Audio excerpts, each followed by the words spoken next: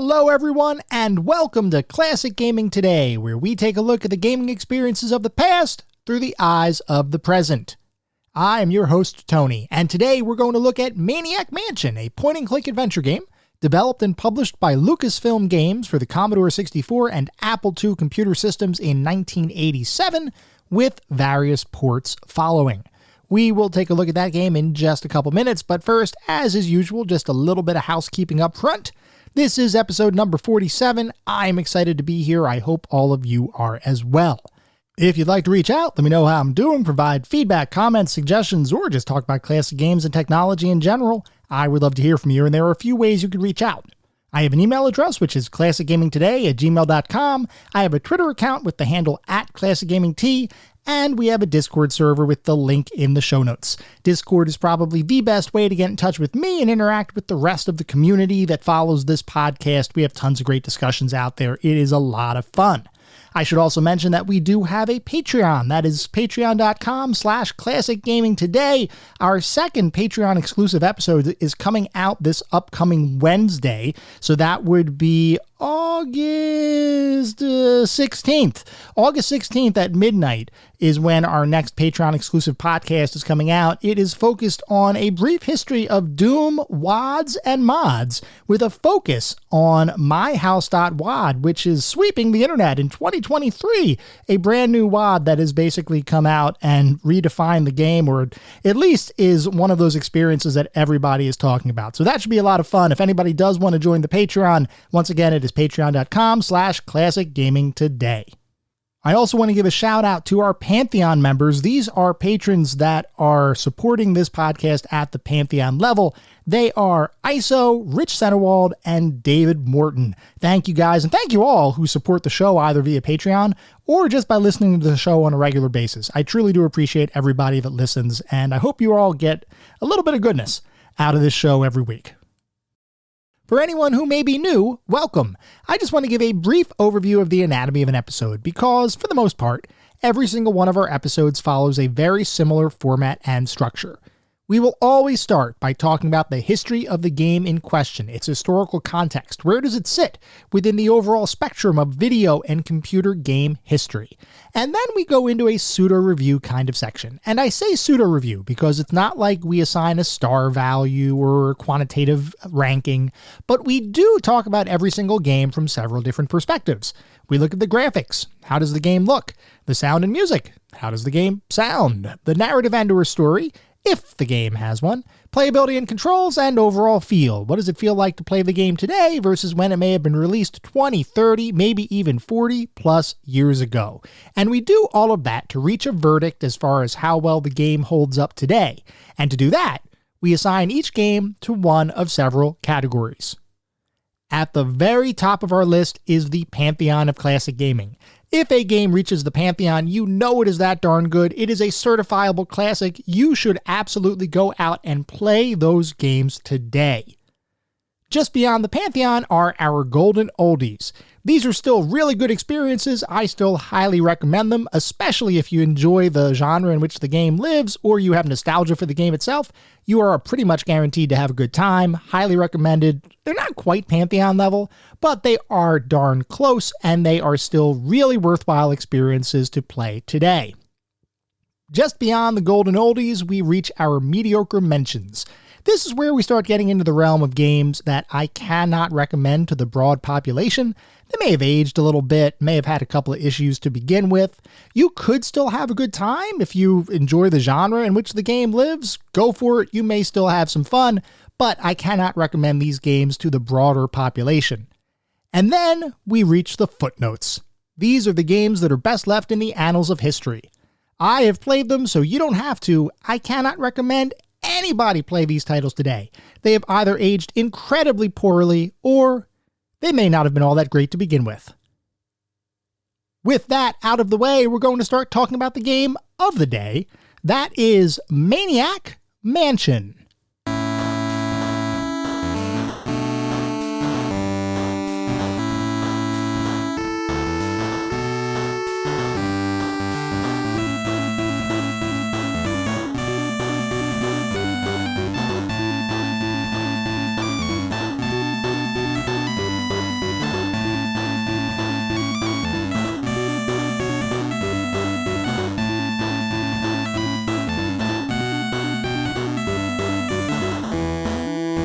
Maniac Mansion is a point-and-click adventure game developed and published by Lucasfilm Games for the Commodore 64 and Apple II computer systems in 1987, with ports following to a number of other systems, including the Nintendo Entertainment System. Before we can talk about Maniac Mansion, we have to go back in time to talk about the people behind the title, and here we really need to focus on two people, Ron Gilbert and Gary Winnick. Now, I'd venture a guess and say that of those two names, one is probably just a bit more recognizable to adventure game aficionados than the other, and that would be Ron Gilbert, who over a span of decades would bring out some of the most memorable and well-designed adventure games of all time. Back in 1983, though, he was simply a college student with a penchant for programming and a desire to break into the computer game industry, which he actually ended up doing shortly after graduating from college. He joined the company HESware to develop games for the Commodore 64 computer platform shortly after graduation. Gilbert, like many game designers and developers of the time, had always had a passion for video games, and Gilbert took his passion a bit further than many of them. Rather than simply admire games like Donkey Kong or Pac-Man, Gilbert would study those games, trying to figure out how developers of the time were able to achieve the various mechanics, graphics, and sounds that formed the foundations of the titles he loved. He would then take notes on how he thought the game could be created, and then try to replicate it on his own computer, effectively learning how to program by reverse engineering the games that he admired. Upon getting his job at HESware, he'd have an opportunity to begin making his own games, though unfortunately none of his early works would ever be released on the market, and the company itself would go out of business in 1984. That, however, presented an opportunity, as Gilbert decided to pursue a job at a different video game development company, this time working for George Lucas's interactive entertainment division, Lucasfilm Games.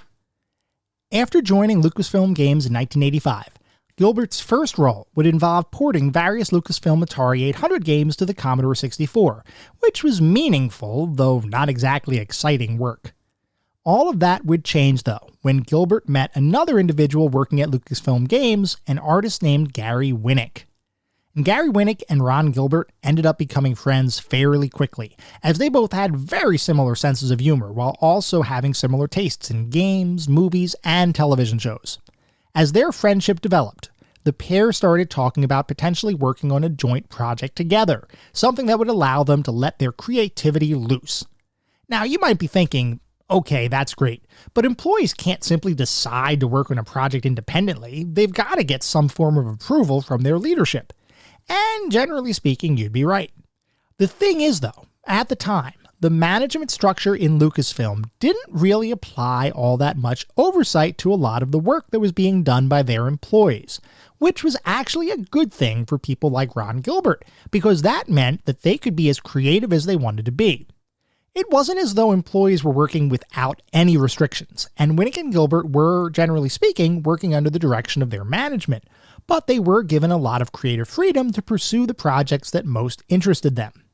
So, Winnick and Gilbert started to talk together and come up with an idea and general concept for a game, deciding on a narrative structure that would be based heavily on B-movie kinds of tropes and cliches, while also including a mix of traditional horror elements like you might see in slasher kinds of films like Nightmare on Elm Street or Friday the 13th, combined with campy situations and over-the-top silly humor. More specifically, one of the major inspirations for the overall plot of the game that they were trying to develop was the film Creepshow, which featured a meteor that crashed to Earth and would go on to control the minds of individuals who came into contact with it. Anybody who's played Maniac Mansion probably recognizes that story setup, but we'll talk more about that in just a little bit. Interestingly, when Gilbert and Winnick began working on their game, they didn't realize they were going to create a point-and-click adventure game. That eventuality might seem obvious now, given how prolific both would become in the adventure game field.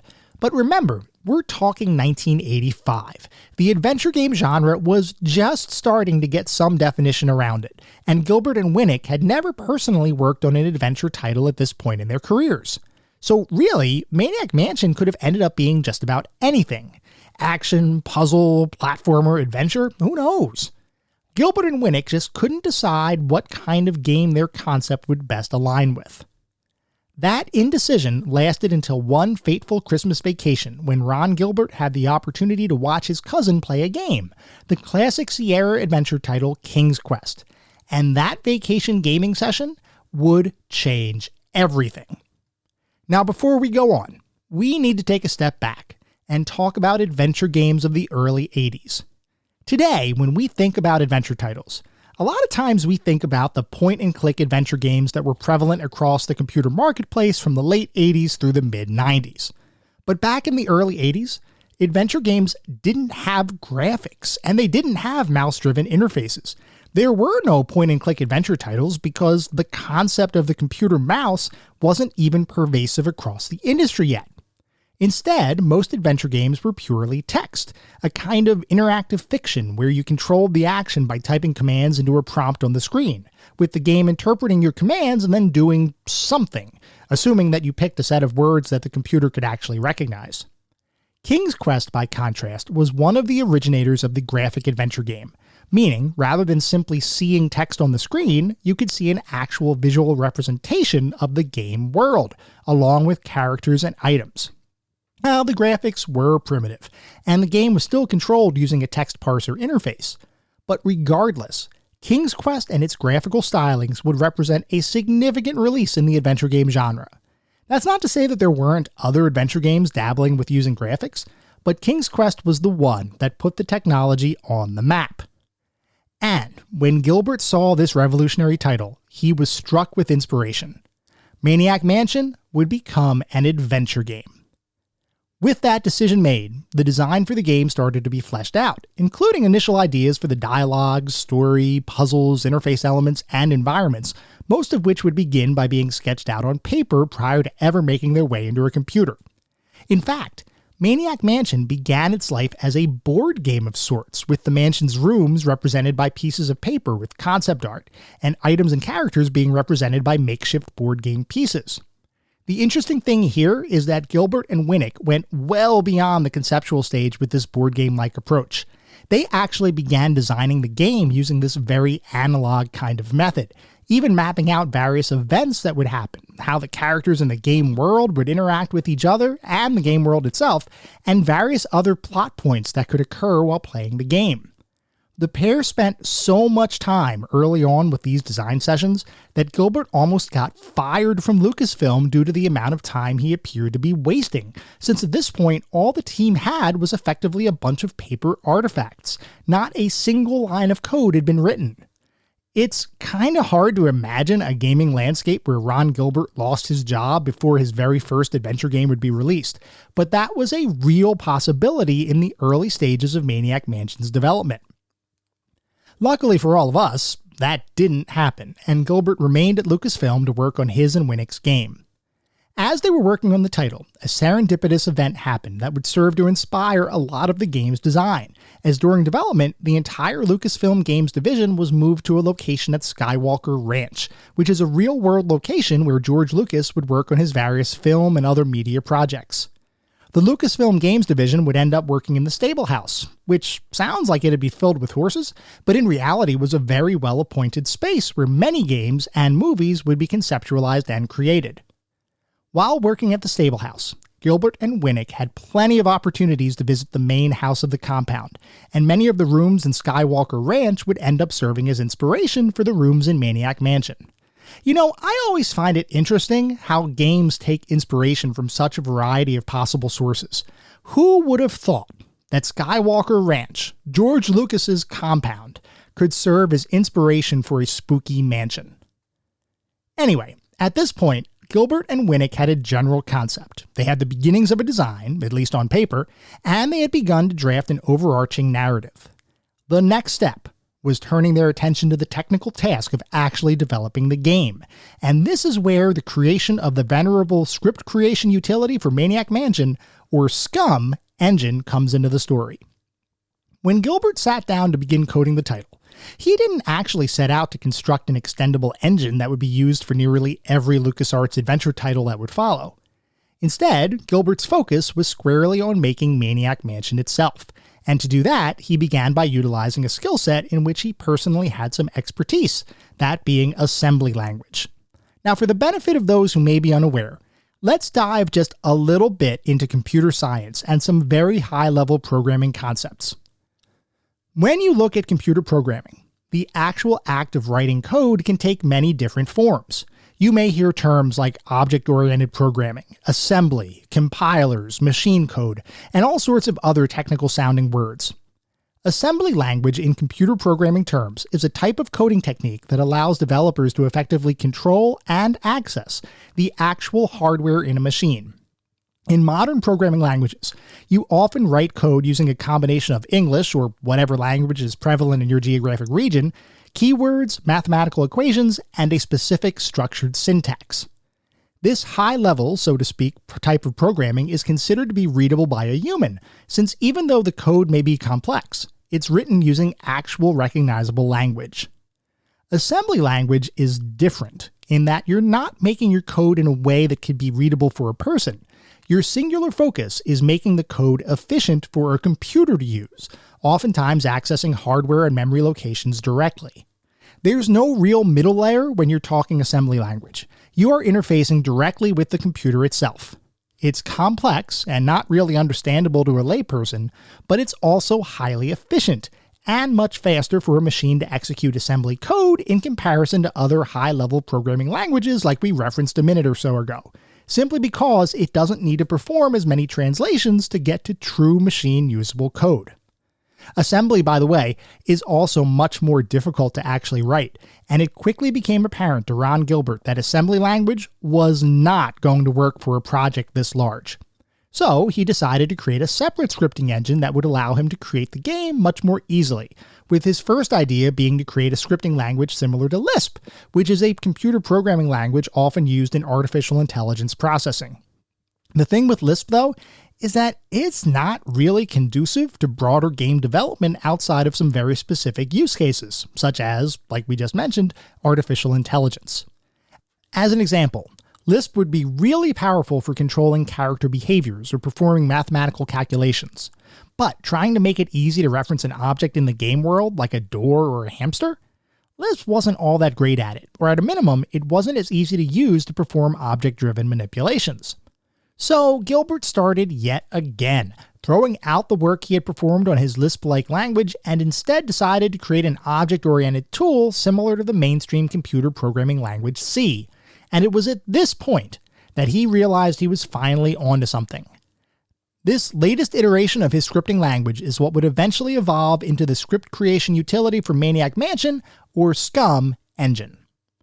SCUMM was an object-oriented programming language, and its design provided a lot of different features that would make it a much simpler process to create Maniac Mansion.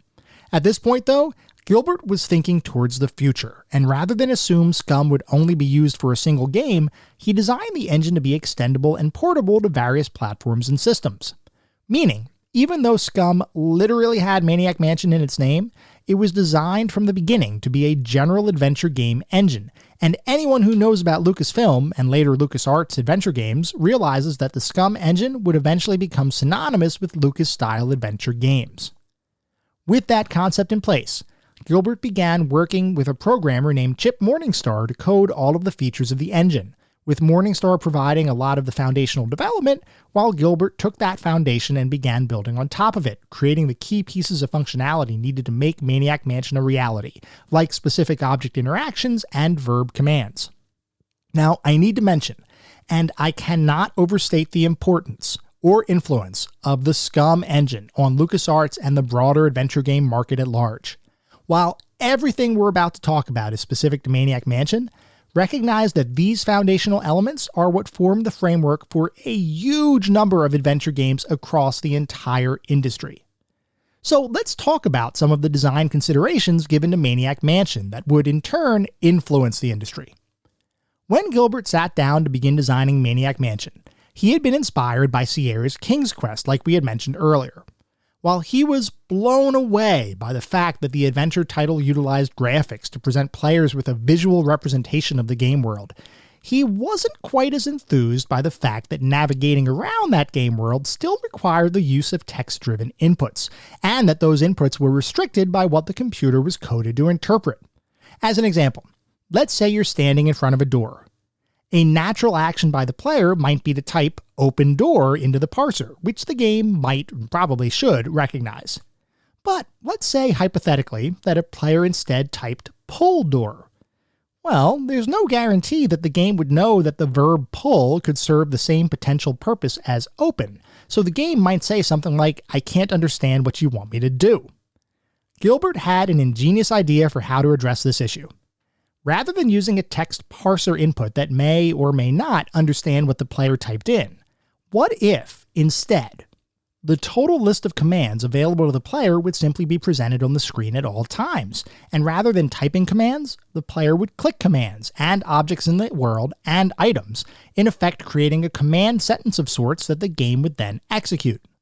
By doing this, overall user input would be simplified, and the frustration associated with trying to execute a command that the computer couldn't understand would be minimized. This concept became the foundation for the interface of SCUMM engine games, where a number of verbs would be visible on the screen, allowing players to point and click their way through the game world. Interestingly, this type of interface didn't exactly originate with Maniac Mansion, but instead was first attempted in the Lucasfilm adventure game Labyrinth, which was designed by David Fox. In Labyrinth, the player would be presented with what were known as verb and noun wheels, and the player could select which verb and noun from those wheels they would try to issue a command against. In this way, the player would be able to construct a simple sentence of sorts, thereby interacting with the game world without having to guess what possible commands the game might be expecting. The SCUMM engine took it a step further, by streamlining the process and identifying a small set of potential verbs, or commands, and integrating point-and-click gameplay to allow those commands to be issued against any hotspot or object in the game world. Interestingly, Gilbert himself has said that David Fox is actually the true mastermind behind the SCUMM engine's interface, though it's unclear whether he said that simply because Labyrinth did the visual text interface thing first, or if Fox actually contributed specific development ideas to the creation of the SCUMM engine. Beyond the interface, Gilbert also had some pretty strong ideas around overall adventure game design philosophy, and in particular, the almost nasty way Sierra Games reveled in killing the player for seemingly innocuous actions. As an example, in King's Quest, there is one scene where if you approach a rock from the wrong side, you will die. Now come on, that is simply unfair. The other aspect of Sierra Adventures that was fairly prevalent at the time was the concept of the dead end, where the player, through no real fault of their own, could progress through the game and potentially reach a point where they can't complete the game because they missed a critical item at some point in their quest. As an example of this one, let's say you begin a game in the dungeon of a castle, and on your cot lies a pillow. You might pick that pillow up, or you might not, and once you leave the dungeon, it's locked for the rest of the game with no way to return. So, let's say you didn't pick up the pillow, and you reach the end of the game where you discover you need a feather to tickle a giant's nose in order to make him sneeze himself off the side of a cliff. If you had that pillow, you might be able to open it and retrieve a feather. If you didn't think to pick the pillow up though, it's game over. You just played the whole game not knowing you couldn't complete the game because you failed to pick up an item on the very first screen of the game. So now you need to play the whole thing over again. Besides the fact that using a feather from a pillow to tickle a giant's nose and make him sneeze himself off a cliff is absolutely stellar puzzle design, and by the way, if any adventure game developers are listening, yes, I will work for you, the fact that you could effectively fail the game without even knowing it and lose hours of progress was something Gilbert and Winnick wanted to avoid. They thought the dead ends and the constant deaths were simply cruel and didn't belong in adventure games, so they took great strides to design Maniac Mansion in a way that would avoid unfair deaths and dead ends. At the same time though, the design for Maniac Mansion was highly ambitious. Rather than simply control a single character the entirety of your playthrough, you would form a team of 3 characters, most with different specialized skills that would open up various paths through the game, leading to one of several different endings. If that sounds revolutionary, it's because it was. Adventure games were just not doing multiple player-controlled characters in the mid-'80s, and even throughout the adventure game genre's history, this kind of design is pretty unique. There are a few games that use the mechanic to great effect, like Maniac Mansion's sequel, Day of the Tentacle, but for the most part, adventure games are single-character affairs. Here's the thing with that multi-character design though, at least as it relates to Maniac Mansion. The sheer ambition outweighed Gilbert's and Winnick's ability to design an experience that wouldn't punish the player in some way throughout their quest, and despite their best efforts, there were numerous dead ends that could occur without the player's knowledge or any indication that there might have been a mistake. One of the biggest pitfalls from my perspective involves an envelope that, if not opened just the right way, could effectively render the game unwinnable using a certain subset of the game's characters. No spoilers here, but trust me, there are some pretty unfair dead ends prevalent throughout the game. There are also, interestingly, a variety of ways to die in the game, and because inventory isn't shared across characters, you run the very real risk of losing an entire character's inventory if you fail to avoid these deaths, which once again could very easily make your game unwinnable. Now, I will say that the deaths in Maniac Mansion only happen if you do some pretty boneheaded things, like handing a character's dead hamster back to them, or turning off the circuit breakers to a nearby nuclear reactor and cooling system, but there was at least one other death related to the game's early copy protection efforts that was simply unfair, especially because you might have not been thinking to save your progress that often, despite potentially owning a full copy of the game legally. And basically the way that worked, just for anybody who was unaware, if you read or if you read the sign next to this copy protection thing, it would automatically go to trigger and put in a code. And I believe what would happen is the game would literally explode the mansion on you. Even if you had a full version of the game, it would kind of mess you up. So that to me is just patently unfair. But anyway. Oh, and by the way, before we move on, there is also at least one totally useless character, Jeff, who literally serves next to no purpose other than taking up space. That one felt a little mean to include because if you pick Jeff for your team, you're pretty much stuck going down a single path to victory because Dave, the main character, also doesn't have any really useful skills. So those two characters on one team means you really only have one character that can technically win the game. Suffice it to say, despite Gilbert's and Winnick's best efforts, Maniac Mansion would fall into the same pitfalls as many Sierra and other adventure games of the time. The only difference being, these dead ends were unintentional rather than a core aspect of the game's design. This style of design would continue to be further refined within Lucasfilm and eventually LucasArts, and later games would do away with deaths and dead ends entirely. But that just wouldn't be the case with Maniac Mansion. It was simply too early for its ambitious design to be fully realized.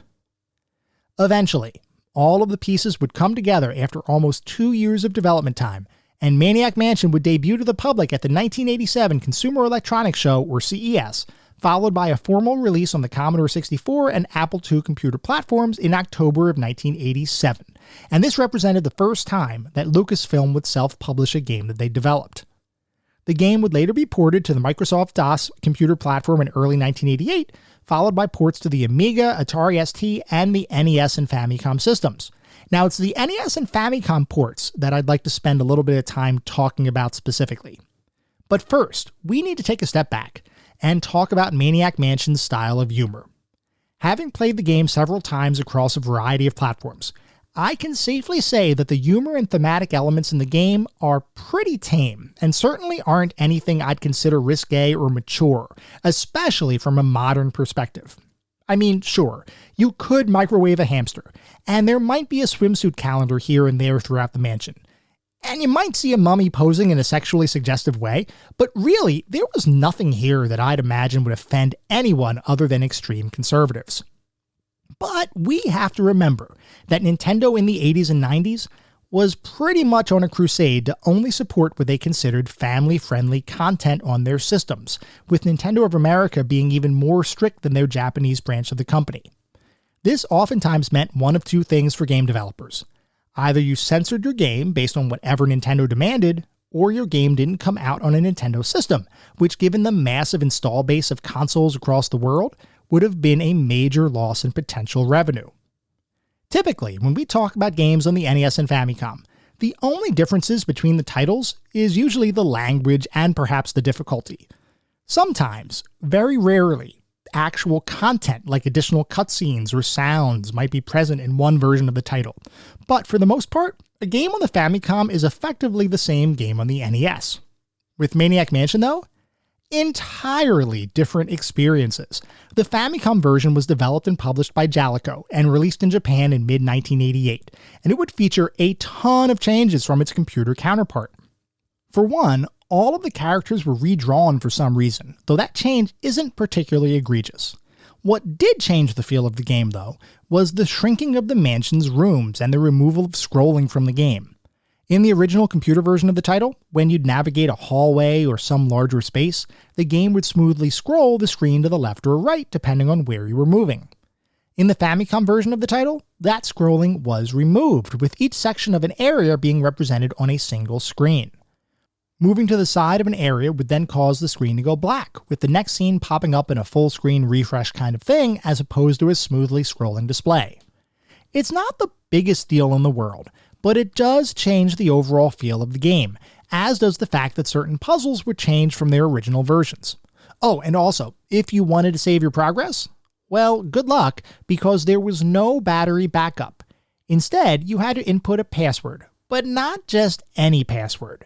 This was a behemoth, with each password being over 100 characters long. Absolutely insane. The Nintendo Entertainment System version of Maniac Mansion, and the one that I played as a kid, was a much more faithful recreation of the original title, with similar graphics, scrolling screens, and almost all other gameplay elements in place, minus of course some of Nintendo's famous censorship. The primary reason for this faithful adaptation was that rather than outsource the port to a separate company like what happened with the Famicom version, Lucasfilm itself would actually work on the port for the American version of Maniac Mansion, lending a degree of oversight and quality control that was missing from the Famicom release. Now interestingly, the NES, and Famicom by extension, did have some advantages over computer systems of the time. We've talked about this before, but in general, computers in the 80s were primarily thought of as productivity machines, with gaming support being almost an afterthought. That's not to say that computers were incapable of playing games, and there are plenty of examples of awesome computer games from the 80s. But the fact is that home game consoles were built for playing games, so they often had an advantage in terms of graphics and sound processing.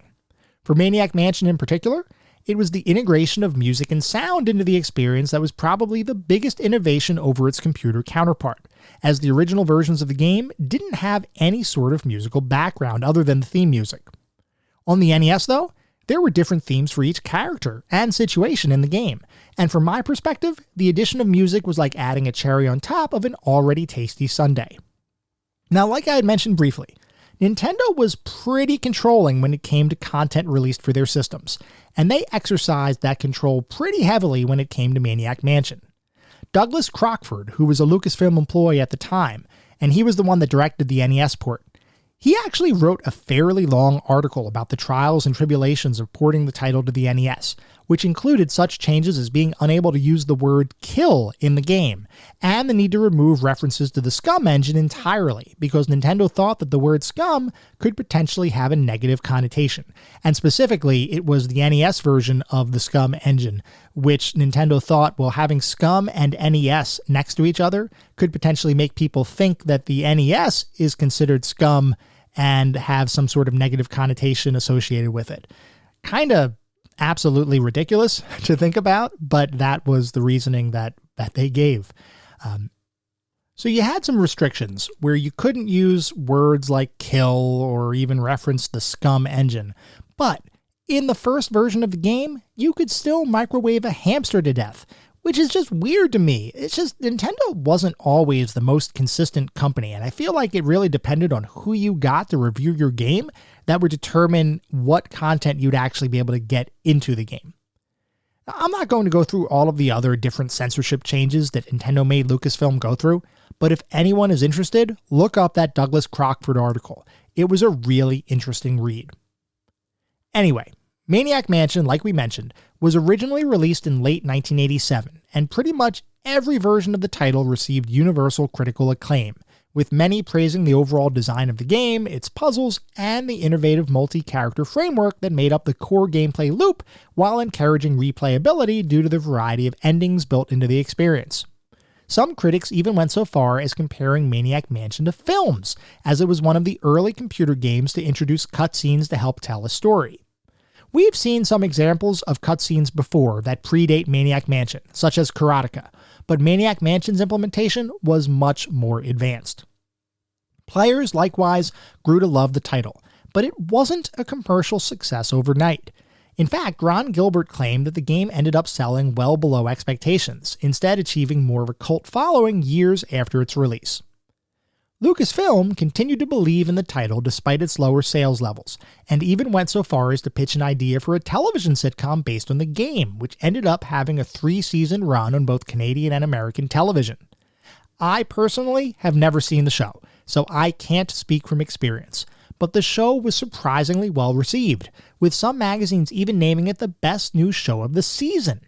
I was shocked by that reception, though interestingly, the plot of the television show would be based in only the loosest way to the game, which in many ways is a bit of a shame. Still, it existed, and I find it amazing that it was as well received as it was. As many are likely aware, Maniac Mansion would spawn a sequel, Day of the Tentacle, released in 1993. Day of the Tentacle is widely considered to be one of the best adventure games of all time, and would evolve nearly every aspect of the original title's framework and structure, polishing it to a near-perfect shine. In a great touch, Day of the Tentacle would also include the original full version of Maniac Mansion inside the game itself, playable on a computer located in one of the mansion's rooms. It's crazy to think that a title that was once considered cutting-edge in 1987 could be included as effectively filler content just 6 years later, but that's a testament to the pace of technological change during this time period of computer and video game development. To say Maniac Mansion has a lasting legacy would be an understatement. It gave us the SCUMM engine, which would go on to provide the framework for nearly every LucasArts adventure title to follow. It would introduce the world to the adventure stylings of Ron Gilbert, and it would, in its own right, be considered by many to be one of the more influential adventure games in history. In fact, it was Maniac Mansion that introduced Lucasfilm and LucasArts to the world as a quality adventure game developer, a company that could go toe-to-toe with Sierra Online. It was simply a significant release in computer and video game history. Without Maniac Mansion, the entire landscape of the adventure game genre might have never evolved to the heights it reached in the late 80s through the mid-90s. Even today, its influence continues to be felt across the industry, and while it's not quite as fondly remembered as many of LucasArts' classic adventures, there is no denying that Maniac Mansion deserves its spot as a well-respected early effort in the adventure game genre, and one that anyone with even a passing interest in adventure games should absolutely check out for themselves.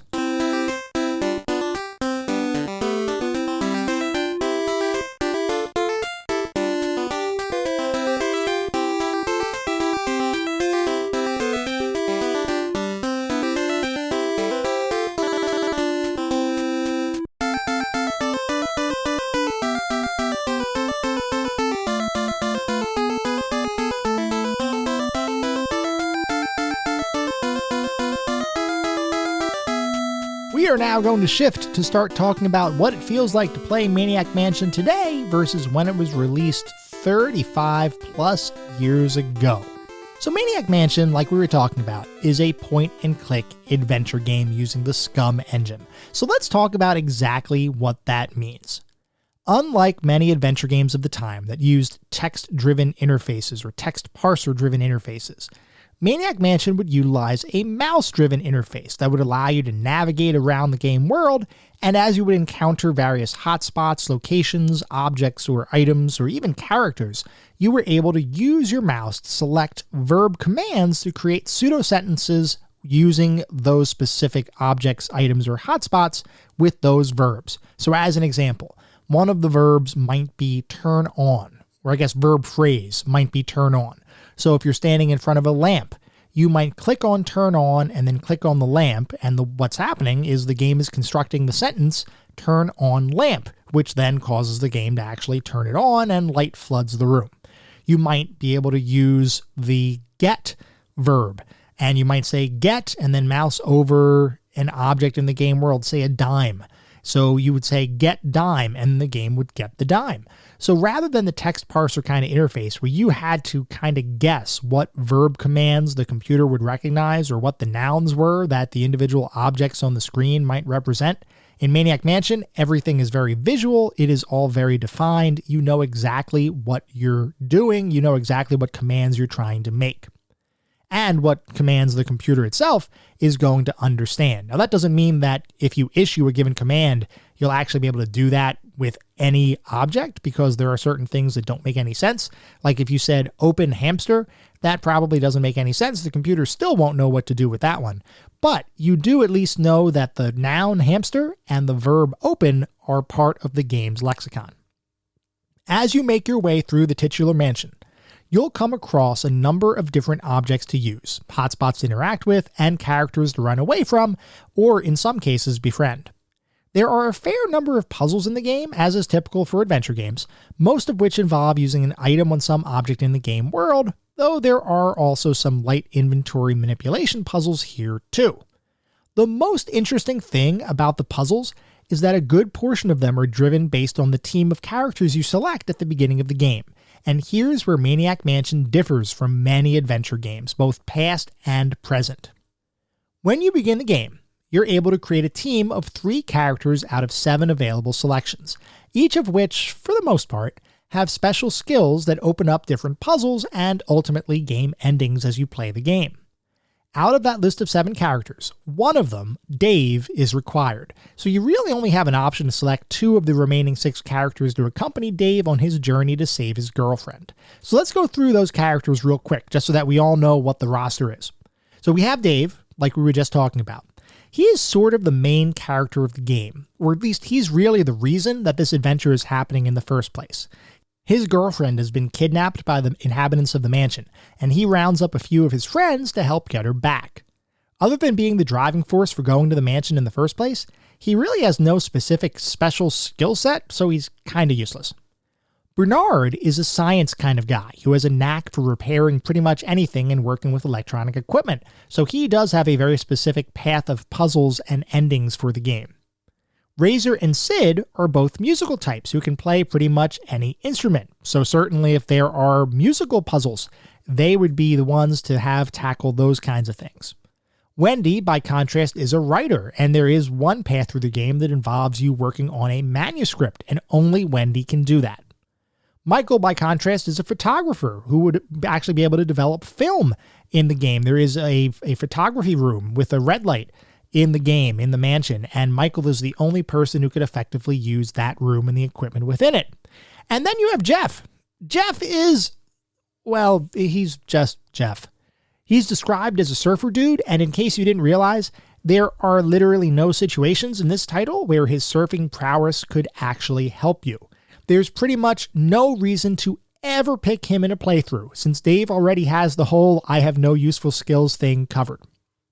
Anyway, while not every character is particularly useful, the fact that the player can actually build their own team, and the fact that the puzzles in the game and the endings you can achieve all change based on who you choose, makes Maniac Mansion incredibly unique in the realm of adventure games. And it's even more impressive that this was an early adventure title, not one created after the genre was better understood and had a more robust foundation of different experiences to draw upon.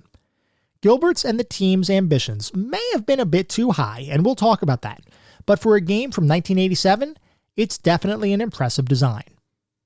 Shifting gears just a little bit, let's talk about the game's interface. This is the first implementation of the SCUMM engine, which was purely verb-driven.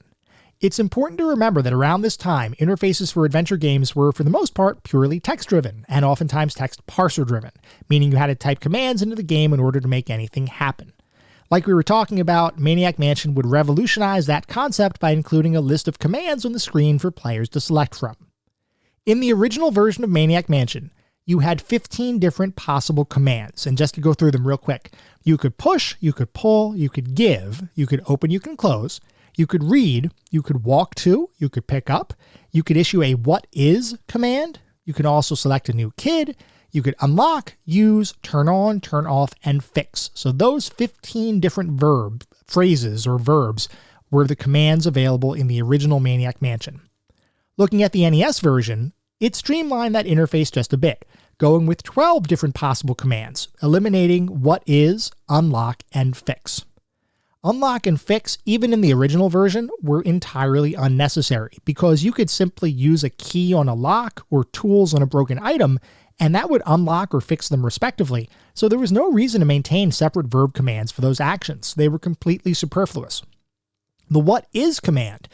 That one's an interesting one because it serves to show both Maniac Mansion's inspirations as well as its age.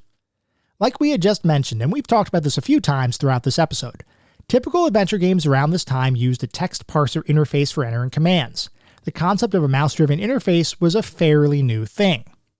By default, if you moused over the game world, nothing would really happen. In other words, if you moused over a hotspot or an object in Maniac Mansion, at least the original version, there would be nothing on the screen that indicated you were hovering over a hotspot or object. The only way to know what was actually in the game world was to use the what is command, which effectively allowed the cursor to tell you what object, hotspot, or other potential interaction point you were hovering over. Nowadays, and even as far back as the early 90s, we take it for granted that simply mousing over an object will likely in some way show you that there's an object under your cursor. Maybe the text of the item is displayed somewhere on the screen or near your cursor, or maybe the item gets highlighted. Maybe the cursor itself changes shape. That sort of direct feedback has been commonplace in adventure games for the last 30 years. Only Maniac Mansion was created 36 years ago, and considering it evolved from the concept of text-driven adventure games, it wouldn't be uncommon for someone to type, "What is XXX, what is something," into the text parser to find out more about an item. And that translated directly into Maniac Mansion's interface. Ron Gilbert and the team didn't consider that the default cursor would simply perform the same function without needing to click an extra verb command. For what it's worth though, later versions of the game, like the NES version, would streamline that interface to remove what is and simply make the cursor's default behavior act as though you always had what is selected. There are a couple of other oddities with the SCUMM engine's original implementation that once again showed that this was a foundational game but didn't necessarily have everything figured out just yet. For one, there was no way to simply look at objects or hotspots in the game world. For anyone used to playing adventure games, you likely realize that learning more about a game's world, its inhabitants, and its objects is one of the core aspects of playing an adventure game. And I know that when I play these titles, I try to devour every bit of available information.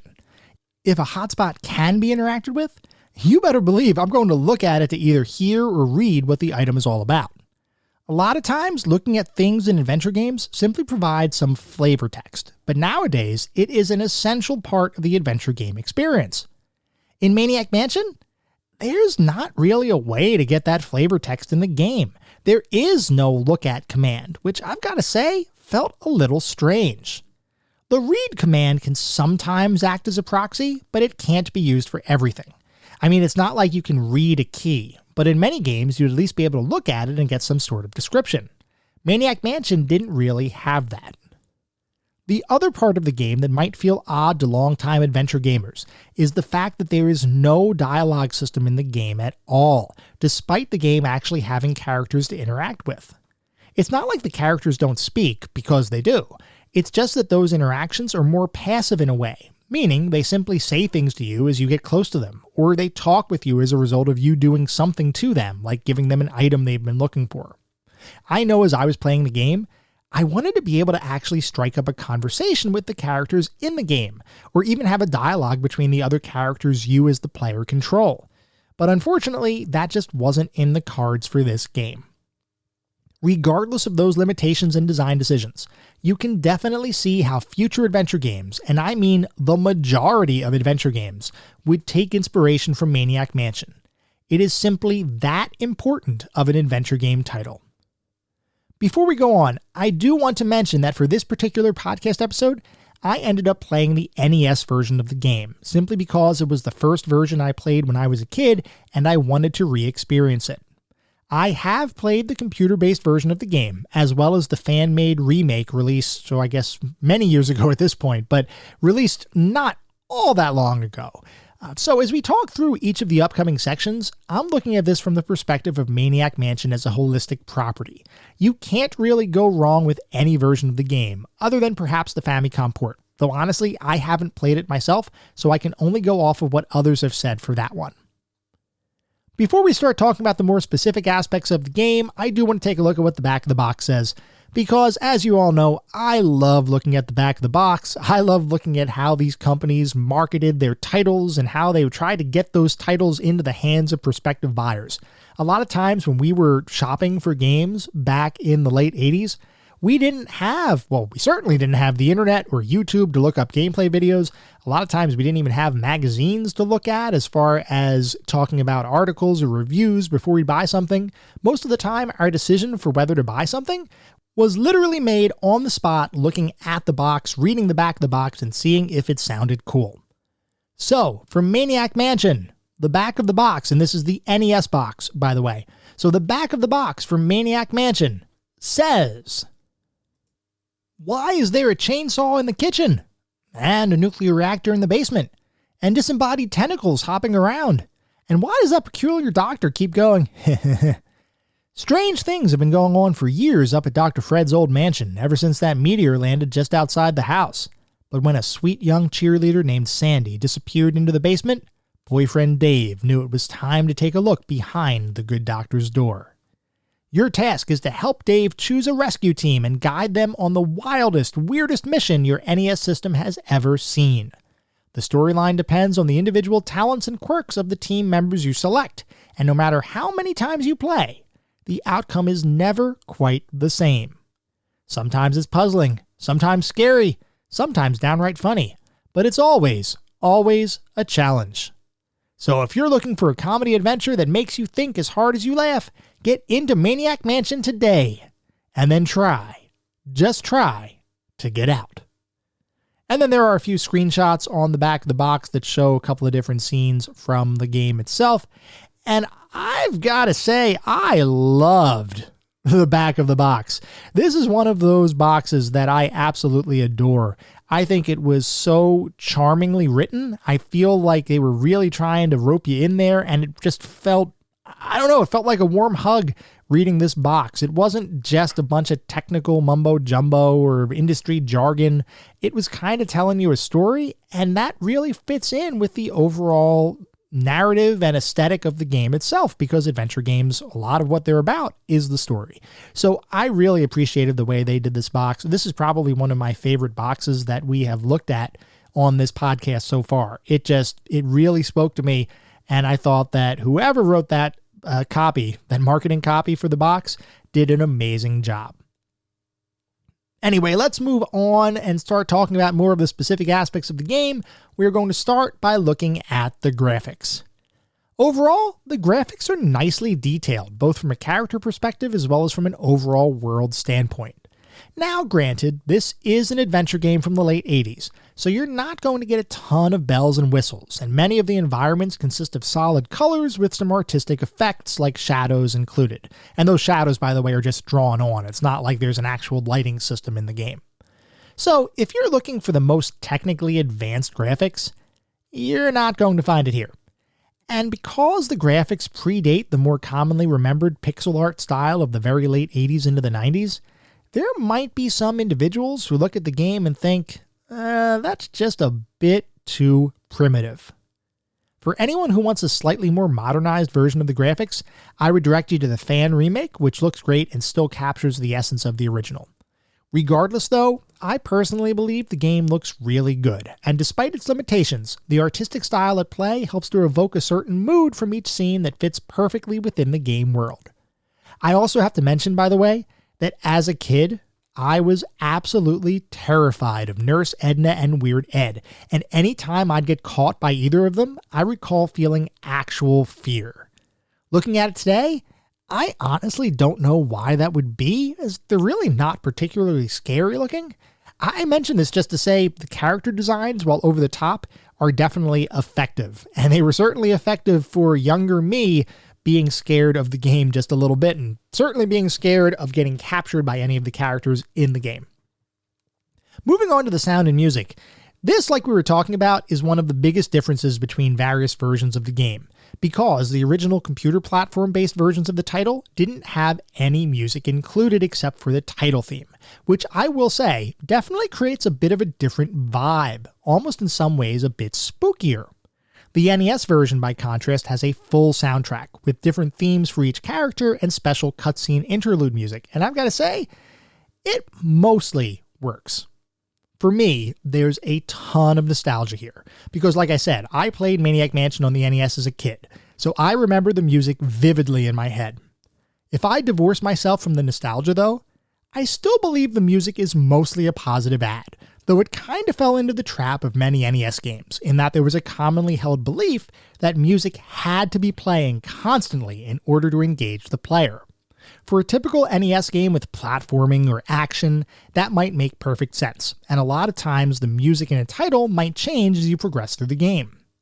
For a game like Maniac Mansion though, where you might end up spending hours playing while only hearing one of 3 different musical pieces for most of that time, with those 3 pieces being the different themes for your selected characters, the music can start to get just a smidge old. It's still good, but I think the game would have been better served by having different musical themes for different sections of the mansion, as opposed to tying the theme to the character. I feel like that would have added some additional diversity to the auditory experience. But once again, I have to remember we're talking about a game from 1987, and audio that has to fit within the restrictions of the NES sound system. With that context, I think the audio was fine, though from a more modern framework, I think there were some opportunities for improvement. Now, as far as sound effects go, there really weren't all that many, but what was there sounded pretty darn good, and almost sounded like they were recorded audio, which I suppose might have been the case, but I'd seriously doubt it given NES cartridge size limitations. In particular, I'm thinking about the doorbell noise sound, which sounded pretty accurately like a real doorbell, though it very well could have been synthesized by the NES sound chip. Regardless, for the most part, in the versions in which it existed, the music and sound effects mostly worked. They just got a bit tiresome after a while. Moving on to the narrative and story, we've talked a bit about the core premise behind the game already, but just to recap. You play as Dave, and his girlfriend Sandy has been kidnapped by the weird Edison family who just so happen to live in a mansion on top of a hill. Dave gathers several of his friends to break into the mansion to save his girlfriend from the clutches of the Edisons, not realizing that the reason the Edisons are so crazy is because of a meteor that had crashed to Earth 20 years ago and has been controlling the Edisons' minds. Dave and his friends set out to rescue Sandy, and along the way they encounter various members of the Edison family, including a couple of large tentacles, don't ask, all in the hopes of saving the girl while perhaps saving the Edison family in the process. So I've got to say, this is a pretty zany, off-the-wall story, but it really works. I enjoyed the setup and the characters, and I thought the way everything played out made sense within the context of the game's world. I also enjoyed the cutscenes that would play seemingly at random as you were playing the game, which served to provide additional context to each character's motivations and backstories, at least to a degree. That being said, this is not a super deep story, and the lack of any sort of dialogue system pretty much guarantees that the focus here is more on exploration and puzzles as opposed to game and world lore and narrative delivery. It's not that the story is bad, it's just that it's light. And as an adventure game, I believe there are some general expectations for what people want to see in an adventure title. One of the major elements from my standpoint is the narrative. And here, I do believe it was a bit lighter than what modern audiences will appreciate. There's still goodness here, it's just that I would have personally wanted more. Moving on to the playability and controls, we've already talked about the general controls for the game and how the SCUMM engine works, so I'm not going to belabor the point here. But I will say that controlling the game using an NES controller is not nearly as fun as using a mouse. The NES version basically lets the D-pad control the cursor, and having to move the cursor around fairly slowly to select verb commands and objects can be a bit cumbersome, and it's also a fair amount less accurate than mouse-driven controls. You do get used to it pretty quickly, but from a control perspective, I believe the computer-based versions have the NES version beat, even with the slightly less streamlined verb command list. That being said, the game remains as playable as any more modern adventure title, though as an early genre trailblazer, there are some aspects of the experience that I think might frustrate some players. For one, despite the development team's desire to avoid dead-end states and player death, there's actually an awful lot of ways you can die in the game, and there are plenty of ways to get yourself into an unwinnable situation. Now, as it pertains to character death, you kind of have to go out of your way to die, so it's not like Maniac Mansion is like older Sierra titles in that regard. But as far as dead-end situations, this is where we see the ambitions of the original design not really coming fully to fruition. By tying a number of puzzles to specific characters and their special abilities, you have a situation where you are entirely dependent on those characters to win the game. And there are certain actions you can take in-game that might result in you losing a necessary item for one of those characters, which would then make the game unwinnable with that character. So you might say, that's okay, we've got 2 other characters to potentially win the game with. The thing is though, not really, because Dave can't win the game himself, and there are several characters that either have their skills copied, like Razor and Sid, or are as useless as Dave, like Jeff. If you were a first-time player, you might pick a team that really only has one winnable path, and you might accidentally do something fairly innocuous, like opening an envelope, only to discover that you can no longer win the game. Like I said, these situations aren't nearly as egregious as many Sierra titles from the same time, but they do warrant some discussion, especially because one of the overall goals of Ron Gilbert and his team was to avoid the kinds of situations Sierra games were infamous for. They didn't quite hit that mark. Regardless though, the game is fun to play. It's just that for the uninitiated, there might be some frustration that could potentially result in having to restart the game.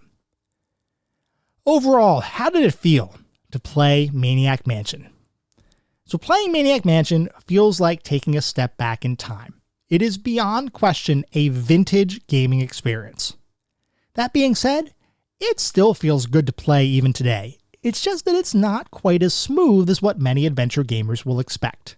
I don't mean this as a specific knock against the title, because I believe it deserves a ton of respect and kudos for what it did and when it did it. This is one of the grandparents of the adventure game genre, and it would become so well loved in later years that every LucasArts adventure title, or nearly every LucasArts adventure title after it, would inherit from it. This was the origin of every adventure title that LucasArts would work on afterwards. It is a historical, significant release. It's just a bit rough around the edges in comparison to the titles that would follow. I believe you have to be in the right frame of mind to truly enjoy Maniac Mansion to its fullest. There is a lot of goodness here, like the puzzles and the multi-character gameplay. But there are also a lot of elements that have aged a bit, or just add a bit more friction than what gamers are used to today. If you're looking for a vintage adventure kind of experience, you'll absolutely have a good time here. If you're looking for an experience that better aligns with what many consider to be the classic era of adventure gaming though, you might hit a couple snags, since this game set the foundation for that classic era, but also predates many of the innovations that made the classic era awesome to experience. So overall, what is our verdict on Maniac Mansion? You've probably guessed by this point, but Maniac Mansion does show its age a bit. But that's not necessarily a bad thing. It's just something you have to be aware of before you play it. I truly believe that the good outweighs the aged elements of the game, but I also don't think I can unequivocally recommend it to all gamers, or even all adventure gamers. Because of that, I believe Maniac Mansion deserves a spot as one of our golden oldies. It's one of the most impactful releases in adventure game history, and it was an early indicator that Lucasfilm, and eventually LucasArts, would become one of the titans of the adventure game genre. Is it perfect? No. Does it feel modern or even classic? No, not particularly, and that's why I've been trying to use the word vintage wherever possible, to help distinguish Maniac Mansion from the era in which adventure games were at their height. Regardless though, Maniac Mansion remains a fun gaming experience, and one that certainly deserves respect, and for those reasons, it definitely earns its spot as the newest member of our Golden Oldies.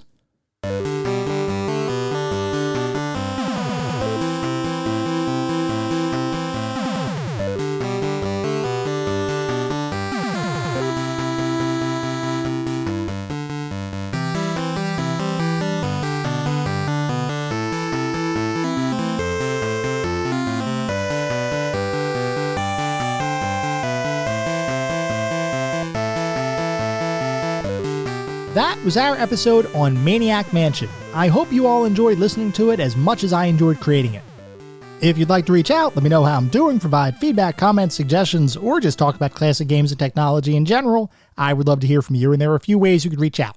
I have an email address, which is classicgamingtoday@gmail.com. I have a Twitter account with the handle @classicgamingt, and we have a Discord server. The link is in the show notes. Discord is the best way to keep in touch with the podcast community as well as myself. We're out there literally every day having a ton of discussions. It is a great place to be. And once again, like I mentioned earlier, we do have a Patreon. It is patreon.com/classicgamingtoday. Our second Patreon exclusive podcast comes out this upcoming Wednesday.